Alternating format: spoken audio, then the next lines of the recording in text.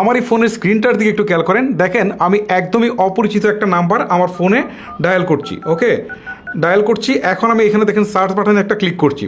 এখন দেখেন কিছুটা সময় নিচ্ছে, সময় নেওয়ার পর ম্যাজিকটা দেখেন, এই যে এইখানে দেখেন অপরিচিত নাম্বারের ব্যক্তিটাকে তার নাম চলে আসছে, তার ফেসবুক আইডি চলে আসছে এবং দেখেন তার ছবি চলে আসছে। আই মিন আরও অনেক অনেক ইনফরমেশন কিন্তু চলে আসছে। আপনারাও যদি এরকম অপরিচিত কোনো নাম্বার থেকে ছবি, ফেসবুক আইডি সহ এভরিথিং বের করতে চান, তাহলে আমার এই ভিডিওটা ফলো করুন। আমি আপনাদেরকে স্টেপ বাই স্টেপ দেখিয়ে দিচ্ছি কীভাবে এই কাজটুকু করবেন।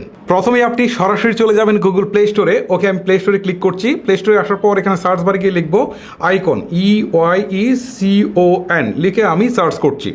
সার্চ করার পর এখন দেখেন আইকনের অ্যাপসটুকু চলে আসছে। এইটা জাস্ট আপনারা ইনস্টল বাটনে ক্লিক দিয়ে এটাকে জাস্ট ইনস্টল করে নেবেন। অনেকেই হয়তো বা এই অ্যাপসটা সম্পর্কে আইডিয়া রাখতে পারেন, যারা আইডিয়া রাখেন তারা বেরিয়ে চলে যেতে পারেন।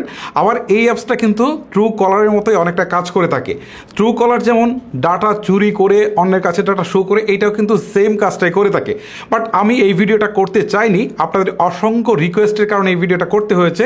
ট্রু কলার থেকে এটাতে বেশ কিছু ফ্যাসিলিটিস রয়েছে, যার কারণে আমি আপনাদেরকে দেখাচ্ছি। ওকে,